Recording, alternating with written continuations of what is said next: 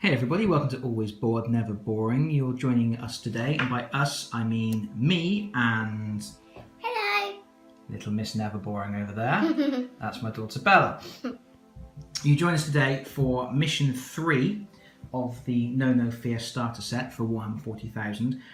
We've already played through Mission 1 and 2, and we made a few mistakes in the last playthrough, due to the distractions of having my daughter dancing around me all the time. But hopefully today, for Mission 3, we will get it all right.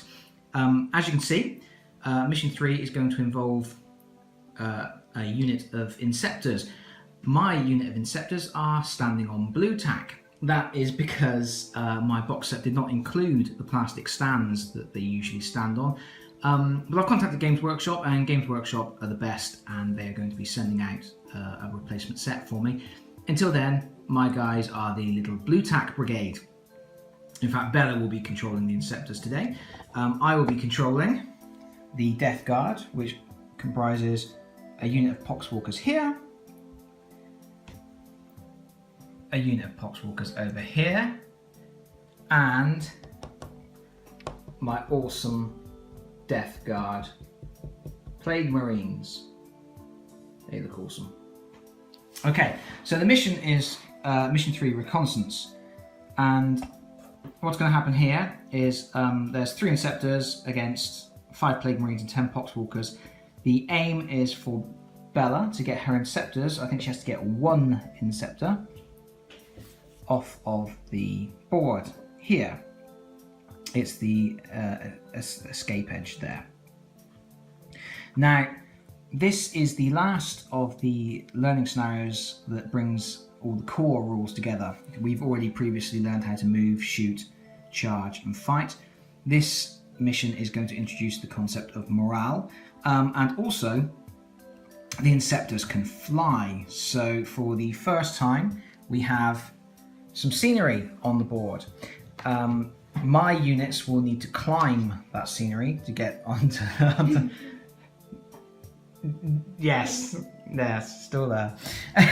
My units will be climbing on the scenery during the game, which basically involves moving to the edge of the scenery and then measuring up as part of your movement.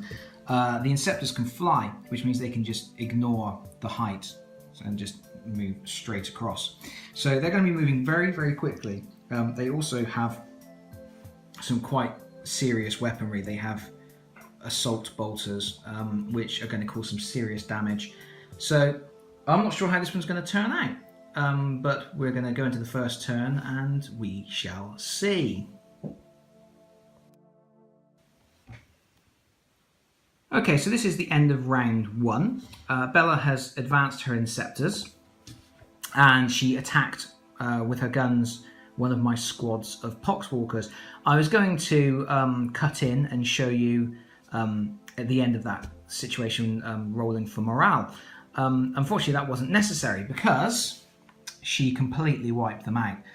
Assault bolters, she's rolling 6 attacks for each of these Inceptors, and they are, in that particular situation, were hitting on 3s, wounding on 3s, and my Poxwalkers had their disgustingly resilient save of 5+, but didn't really help them. It was quite brutal.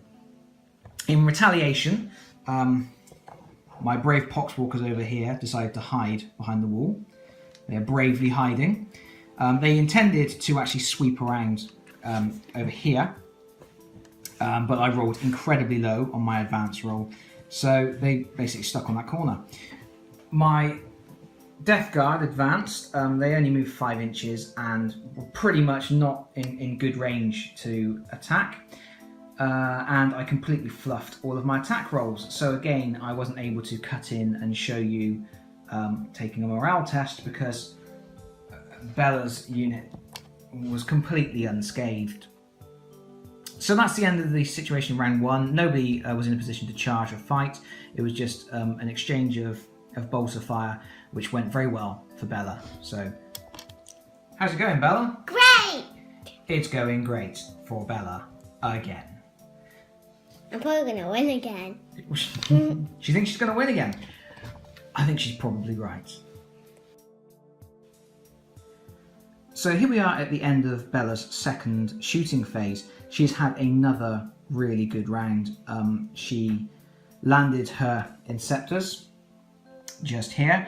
Each of those inceptors is attacking with 6 dice, and she made a terrible mess of my Death Guard. There is only 1 left, which means at the end of the round, my Death Guard is going to be making a morale check, which basically I roll a dice, I add 1 to the result for each model removed from the unit, which is 4.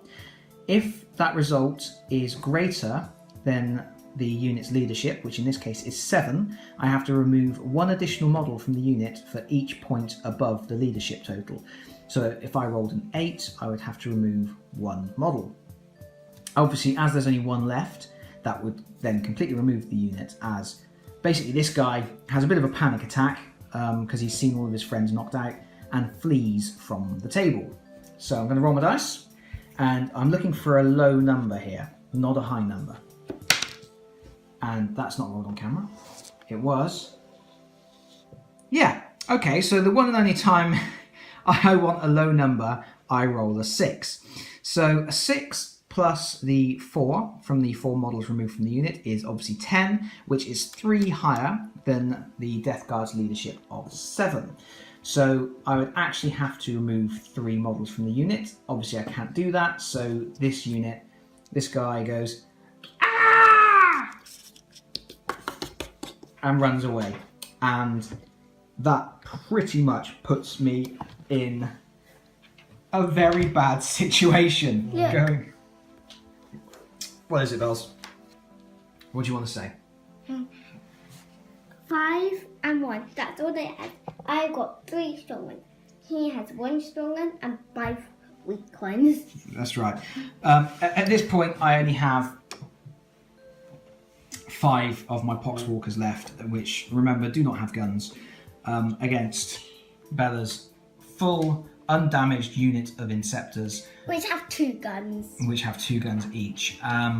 It's going to go very badly for me. I'm probably going to win again. La la la la. Yeah. Things look bad for the Death Guard. In my second turn, I advanced my Death Guard up behind this wall. The intention being that as Bella went by with their Inceptors, I was going to charge into their flank or rear.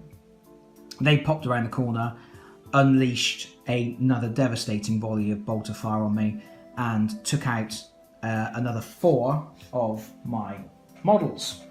Normally, I would have to do a morale test, but in this case, Poxwalkers have the special ability Mindless, which says that they never take morale tests. So my one remaining guy is there, and he now gets to charge into Bella's units there, which he might as well do. It's going to go badly, but that's what he's going to do. So charging, remember, involves rolling 2 dice to see how far you charge. If that can make it within 1 inch of the enemy, then you charge in and you can make your close combat attacks.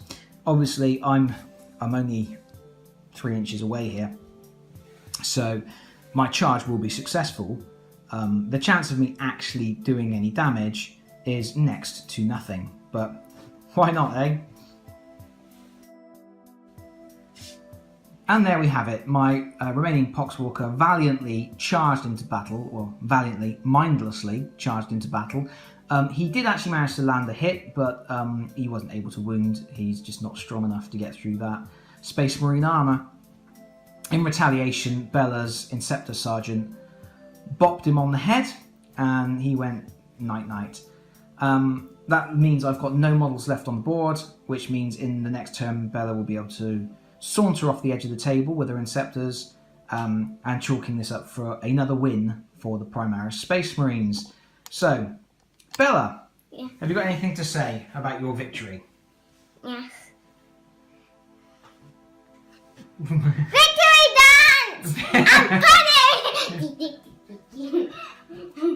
And this is the point where I'm going to fade to black. Thanks for watching, everybody. Bye-bye.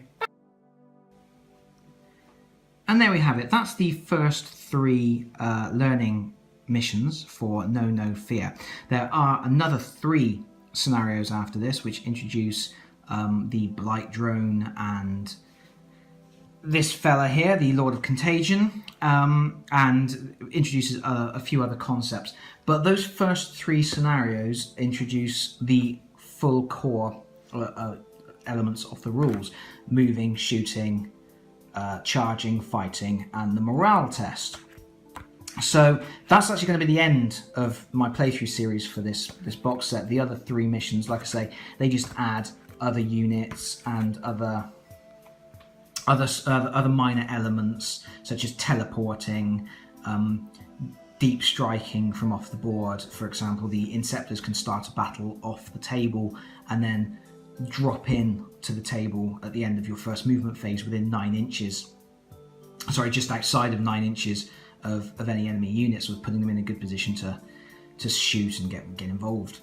So it's other minor details like that, but there's nothing else really that's a core element of the rules. So that's the end of this little series that I've done with Bella. I am going to do another video with some final thoughts, but that's it for playthroughs for now. I hope you've enjoyed them. I certainly have. This has been a lot of fun, and I will see you again soon. Bye everybody.